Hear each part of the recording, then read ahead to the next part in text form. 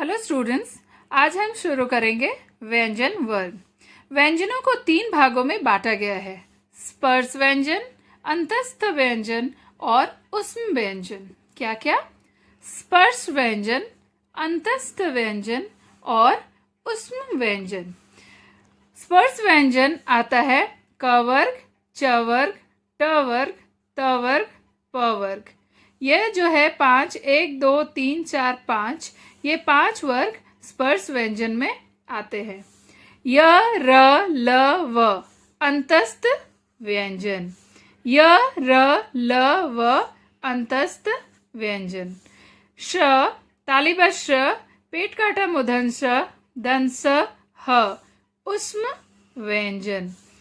तालिबा श, पेट काटा मूर्धन्य स, दंत स, ह ऊष्म व्यंजन। यह भी समझिए, ड का ही विकसित रूप ड़ होता है और ढ का ही विकसित रूप ड होता है। यह दोनों वर्ण भी व्यंजन के रूप में प्रयुक्त होते हैं, जैसे सड़क, पढ़ना। जैसे सड़क ड़, पढ़ना ढ। ज से मिलता जुलता व्यंजन ज हम बोलते हैं और फ से मिलता जुलता व्यंजन फ है। ये दोनों उर्दू, अंग्रेजी और फारसी से हिंदी में आए कुछ शब्दों में प्रयुक्त होते हैं। इनसे बने कुछ प्रचलित शब्द हैं: सजा, राज, जंग, फसल, फोन। ठीक है बच्चों, आगे देखेंगे 2 व्यंजनों का मेल। संयुक्त व्यंजन जब हम जोड़ करके बनाते हैं तब हम बोलते हैं संयुक्त व्यंजन। श, त्र, ज्ञ और श्र को संयुक्त व्यंजन कहा जाता है। फिर से देखिए, श, त्र, ज्ञ और श्र को संयुक्त व्यंजन कहा जाता है क्योंकि यह स्वतंत्र व्यंजन की भांति ही कार्य करते हैं। यह संयुक्त व्यंजन इस प्रकार से बने हैं: क जोड़ पेट काटा मूर्धन्य स, श।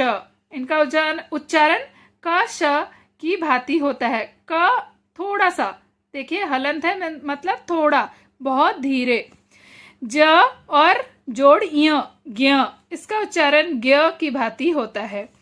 त जोड़ र, त्र, इसका उच्चारण त्र की भांति होता है। त थोड़ा सा। श, तालिबा श जोड़ र, श्र, इसका उच्चारण श की भांति होता है। ठीक है बच्चों, यह था संयुक्त व्यंजन श, त्र, ज्ञ और श्र। संयुक्ताक्षर जब 2 व्यंजन एक साथ मिलाकर लिखे या बोले जाते हैं तो पहला व्यंजन स्वर रहित हो जाता है। इस प्रकार से आपस में जुड़े हुए व्यंजनों को संयुक्ताक्षर कहा जाता है। संयुक्ताक्षर की बनावट को इस उदाहरणों से समझा जा सकता है: ख जोड़ त, ख थोड़ा है, खत, शक्त। च जोड़ छ, च, अच्छा। ब जोड़ ब, डिब्बा। श जोड़ च, निश्चय। ट जोड़ ट, भुट्टा। द जोड़ ध, शुद्ध। र जोड़ चर, चर्च। र का उच्चारण है यहाँ चर्च। ट जोड़ र, ट में यहाँ थोड़ा सा है, हलंत है, मतलब आधा, ट्रक। कुछ संयुक्ताक्षर 2-2 रूपों में भी लिखे जाते हैं, जैसे ठंडा। यहाँ देखिए हम थोड़ा सा नौ लिए हैं, आधा नौ लिए हैं। थोड़ा सा मैं बोल रही हूँ क्योंकि आधा लेते हैं। ठंडा, यहाँ बिंदी दे करके भी, अनुस्वार दे करके भी लिखा है। यहाँ एक बिंदी है, अनुस्वार, तो हम ठंडा 2 प्रकार से लिख सकते हैं: ठंडा, ठंडा। घंटा, घंटा। यहाँ पे हम लोगों ने मूर्धन्य का आधा दिया है और यहाँ हम लोगों ने अनुस्वार दिया है। कंठ, कंठ। डंडा, डंडा। फिर देखिए बंदर, आधा दंतन का आधा लिखा है न, यह अनुस्वार दिया है। बंदर, बंदर। अंदर, अंदर। मंत्र, मंत्र। चंदा, चंदा। मतलब हम आधा न भी लिख सकते हैं और अनुस्वार भी दे सकते हैं।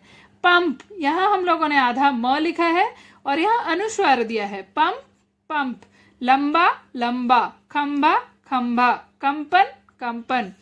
शब्दों के ये दोनों रूप शुद्ध हैं, लेकिन मानक रूप में और एक रूपता की दृष्टि के बाद वाला रूप शुद्ध माना जाता है। तो बच्चों, हम लोगों ने देखा किस तरह से संयुक्ताक्षर हम लिख सकते हैं। बोलने की बारी, मौखिक कौशल।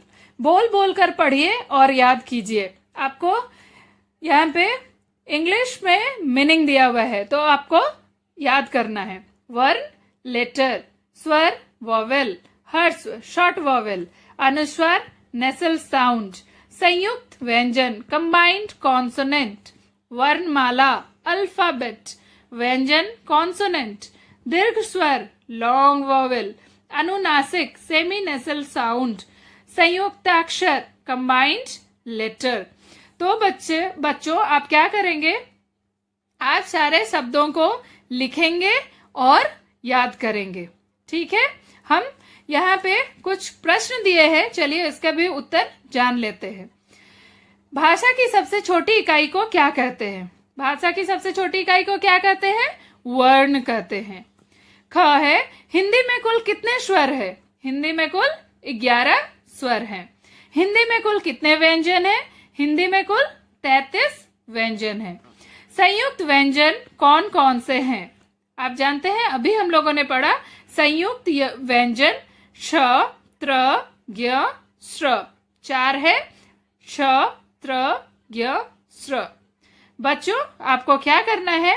आपको प्रश्न 1 और 2 अपनी कॉपी पर, आप लोगों ने पहले ही सिंगल लाइन कॉपी बनाया है व्याकरण के लिए, उस पे अच्छे से साफ साफ लिखिए, क्वेश्चन आंसर्स को भी लिखिए और अच्छे से लर्न कीजिए।